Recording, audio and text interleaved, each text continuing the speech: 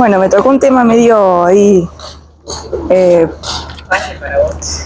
fácil, pero es como que a veces cuesta relacionarlo con lo espiritual, ¿no? Por, bueno, distintos motivos, ahora vamos a ir viendo. Y encima estaba pensando, estamos como a fin de mes casi, entonces lo financiero, hablar de eso, bueno, y cómo lo relacionamos con lo espiritual, siempre viene bueno repasarlo. Bueno, el día de hoy primero vamos a comenzar con el versículo que está al principio, que se encuentra en Proverbios 11:25, lo voy a leer de acá. Dice: el generoso prosperará, y el que reanima a otros será reanimado. Vamos a enfocarnos en eso, ¿no? En la generosidad. Y básicamente el capítulo lo que habla es cómo utilizar para la gloria de Dios los recursos. Y comienza contando una historia de un pastor, un evangelista, que estaba paseando en una propiedad junto con el dueño de esa propiedad. Y era una tierra grande, o sea, es como si fuera un campo con muchas hectáreas, o una chacra, podríamos decirlo acá. Tenemos visita. y bueno, iban juntos recorriendo a caballo, iban cabalgando mientras recorrían la propiedad. Y dice que cabalgaron durante horas, así que imagínense lo grande que debe haber sido esta propiedad, que anduvieron bastante tiempo. Y cuando terminaron ese paseo, el dueño le dice: bueno, pastor, ¿qué le pareció este lugar, esta propiedad? ¿Qué le pareció el campo? Y lo que el pastor le dijo fue: creo que le va a costar mucho dejar todo esto. Este hombre estaba como más enfocado en la posesión material, ¿no? En lo que él tenía. Y bueno, y para adentrarnos en el tema, dice, cuando lo que Dios intenta decirnos es, Dios quiere que seamos capaces de entregar las cosas de este reino, del reino actual, y nos promete cosas del reino futuro. Entonces yo, para recibir esas cosas, tengo que dejar las cosas de este reino. Y las cosas del reino futuro son eternas e infinitas. Esa es como la promesa. Y bueno, vamos a estudiar 4 puntos que presenta este capítulo. El primero se llama el poder de los recursos usados para el bien. ¿Qué pasa cuando nosotros, cuál es el consejo, ¿no?, de utilizar los recursos para hacer el bien a nuestro prójimo? En esta parte, el libro de El Ministerio de Curación menciona que el dinero es un depósito. Vamos a repasar esta idea a lo largo de este capítulo. El dinero que Dios nos da es un depósito. Si ese dinero lo usamos, tenemos 2 formas de usarlo. Lo podemos usar para cosas que halagan nuestro orgullo y aumentan nuestra ambición, o lo podemos usar como hijos de Dios. Tenemos 2 opciones. En el primero, si lo usamos para nuestro orgullo y nuestra ambición, ahí como que relacionado con el cantito que cantamos, perdemos de vista el foco, ¿no? Perdemos de vista a Jesús. Y en esto de la ambición me quería detener, porque es muy común, sobre todo en estos días que la tecnología avanzó tanto, siempre queremos tener lo mejor y lo más nuevo. Y si no es un auto, es un celular, y queremos tener lo último de la moda. Quizá a nosotros no nos pasa, pero conocemos gente que está muy empeñada en tener lo último, lo más nuevo. Bueno, esto es lo que produce el dinero cuando se lo utiliza de una mala forma. Buscamos cosas que eleven nuestro orgullo. Y si el dinero lo usamos, en cambio, como hijos de Dios, en lo que vamos a utilizarlo es en nuestro prójimo, en alimentar a los hambrientos, vestir a los desnudos. Vamos a utilizar esos recursos para los enfermos de nuestra iglesia que nos rodean, y para predicar el evangelio en todas partes, ya sea a nivel local o a nivel mundial, a través de donaciones, ofrendas.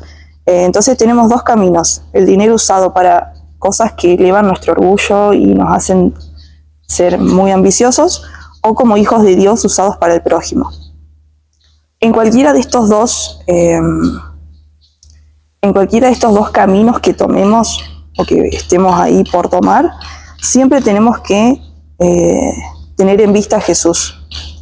Si nosotros estamos usando el dinero, si lo estamos malgastando, como dije al principio, tenemos que mirar la vida de Jesús, cómo era Él, estudiar su carácter, cómo era su día a día, dice compartir su abnegación. Y si estamos usando el dinero para ayudar a nuestro prójimo, tenemos que igual seguir mirando a Jesús para poder continuar haciéndolo. Bueno, el punto número 2, ahora habla de lo contrario, cuando usamos los recursos para hacer el mal, o de una mala manera.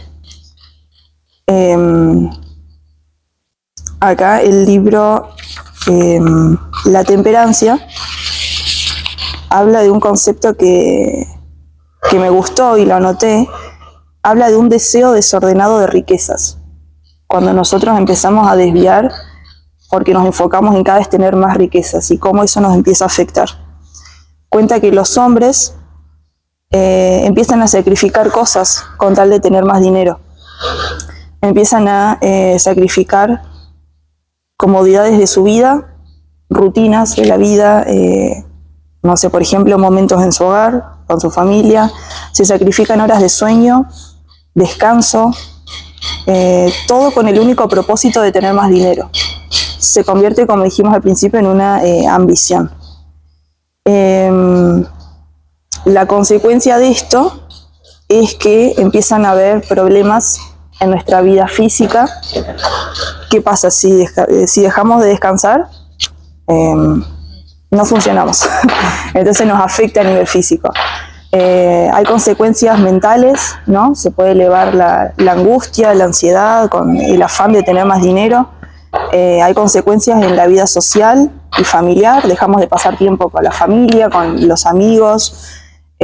Todo por tener más dinero. Fíjense lo que estoy diciendo, ¿no? Cómo nos afecta de manera integral. Y lo más triste es que esto lo vemos a nuestro alrededor. Conocemos, creo, toda gente que está obsesionada con hacer dinero, y que para eso sacrifican, como dije, todas estas cosas. Y después, bueno, hay otra parte del libro de Consejo de Mayordomía Cristiana, que es un mensaje un poco más fuerte. Para mí fue como más, no chocante, pero bueno, fue bastante fuerte cuando lo leí. Acá vuelve a mencionar que todas las posesiones que Dios nos da, los recursos, el dinero, todo es un depósito. Entonces, como un depósito tenemos que verlo quizá como si fuera un contrato justo de dos partes, ¿no? Dios me da a mí, no sé, por ejemplo, dinero, un salario, me da recursos para que yo viva, y dice que yo le tengo que rendir cuentas a Dios del tiempo, de cómo lo utilizo, de esos recursos, las oportunidades que me da, la fuerza, la habilidad, los talentos que Dios me da. De todo Dios nos pide cuentas. Y ese trabajo es individual, entre Dios y yo. Dios me da un depósito de recursos, yo le rindo cuentas. Yo lo interpreté así, como un contrato de dos partes. En cambio, cuando nosotros dejamos de hacer ese trabajo, dejamos de tener esa comunión, de rendir a Dios justamente lo que nos da, y nos empezamos a enfocar en los placeres de este mundo, corremos el riesgo de olvidar la misión divina a la que fuimos llamados. Entonces vamos a empezar a ahorrar y a gastar de nuevo, como dije antes, con un fin egoísta, ¿no? Voy a empezar a gastar en cosas que no me hacen falta, quizá me voy a empezar a endeudar, ¿no? Gastar plata que no tengo en cosas que no me hacen falta. Y acá viene esto como lo fuerte, ¿no? De que esas cosas nos producen placer, pero un placer momentáneo. A ver, yo, por ejemplo, me puedo comprar, no sé, pienso cualquier cosa, una cartera hermosa, carísima, para ostentarla, para mostrarla. Esas cosas a mí me pueden dar placer momentáneo, ¿no? Pero es eso, es un ratito nomás. Y quizás yo puedo sentir que con eso, hablando de orgullo, ¿no? Como que me puedo sentir mejor. Y en realidad acá lo que dice es que a la vista de Dios, espiritualmente, Dios nos ve como desventurados, miserables, ciegos, desnudos y pobres. Y esto me pareció fuerte, porque uno humanamente a veces tiene una imagen de sí misma, uno se siente de determinada forma, y acá es claro, dice que a la vista de Dios somos así. Entonces eso dije, wow, como a veces uno tiene una visión errónea de sí mismo también. Bueno, el punto número 3 habla del ahorro. El ahorro no tiene que ser sinónimo de avaricia. Mucha gente piensa que el término de economía, o ser, sí, economizar, no es lo mismo que ser tacaño. No es lo mismo que hay un término bastante como que ser como medio rata, ¿no? Como escatimar o no querer colaborar.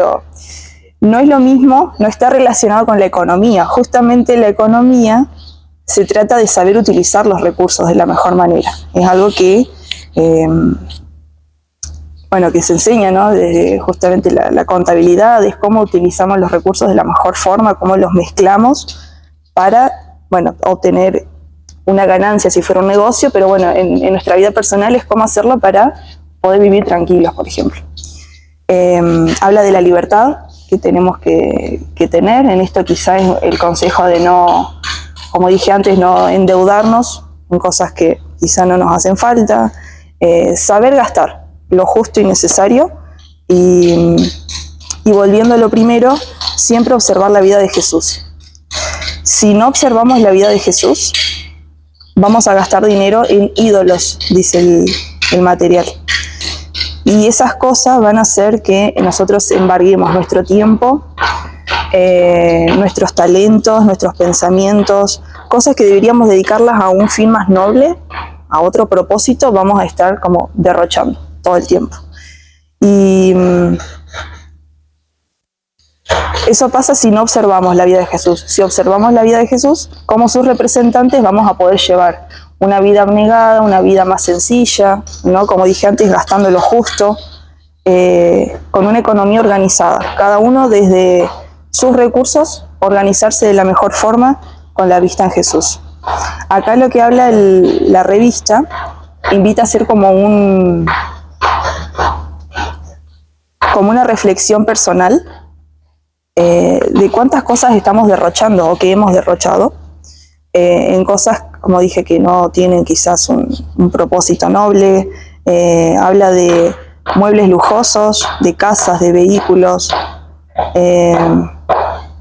Bueno, acá menciona casas como si fuera pues tan muy accesible, ¿no? Acceder a una, pero como si uno pudiera tener muchas casas, ¿no? y derrochar en casas. Pero a lo que se refiere, por ejemplo, también así como una casa, dice en manjares caros y malsanos. Entonces yo pensé en la comida chatarra. A veces uno gasta por el placer que le da en el momento y en realidad está derrochando. Y bueno, llama como una reflexión personal que cada uno debe hacer de cómo estamos gastando. Y para terminar, bueno, la aplicación para nuestra vida de todo esto que hemos estado hablando, dice cómo podemos evitar el apego a las cosas materiales que estamos gastando. Una de las formas que Dios nos da es la fidelidad en los diezmos y las ofrendas. Nosotros, a través de esa devolución que le hacemos a Dios, esto permite el avance de su obra, como vimos al principio, ¿no? Esto de colaborar con nuestro prójimo es una buena forma a través de los diezmos y ofrendas. No veamos esto como un gasto. No veamos esta devolución de diezmos y ofrendas como un gasto que nos va a desestabilizar en el mes, porque al contrario, a veces pensamos, bueno, o devuelvo el diezmo o, no sé, o me compro ropa en ese mes, o lo gasto en otra cosa. Entonces, no lo veamos como un gasto al diezmo, como en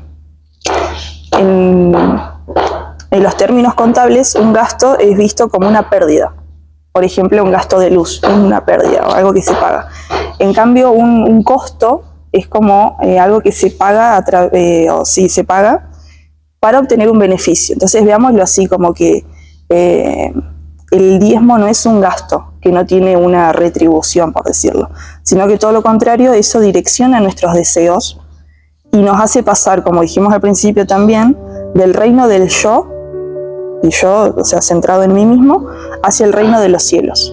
Eso es como la mejor promesa que tenemos. Y para terminar, hay una frase que está buena acá, que la tengo anotada, dice, es preferible vivir con el dinero que nos queda después de devolver el diezmo y las ofrendas. Es preferible vivir con eso que nos queda antes que vivir con todos los ingresos pero sin seguir la voluntad de Dios y sus planes. Así que bueno, ese es el tema para que reflexionemos.